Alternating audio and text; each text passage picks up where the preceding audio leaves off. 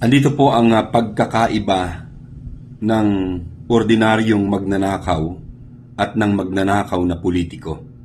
Pakinggan po niyo, babasahin ko sa inyo.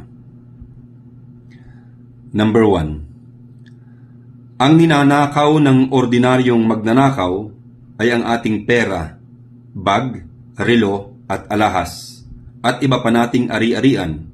Samantalang ang ninanakaw sa atin ng mga politikong magnanakaw ay ang ating edukasyon, kinabukasan, kabuhayan, kalusugan at negosyo.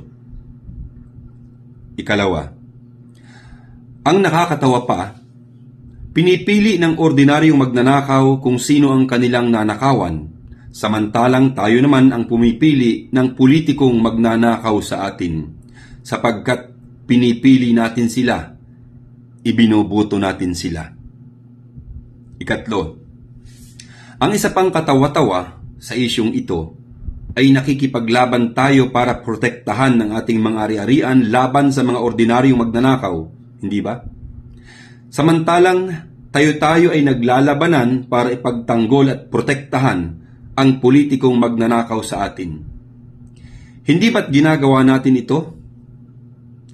Tayo ay halos magpatayan para ipagtanggol at protektahan natin ang mga politikong nagnanakaw ng ating kabuhayan, nagnanakaw ng ating kaligayahan, nagnanakaw ng ating kalusugan, at nagnanakaw ng ating kinabukasan.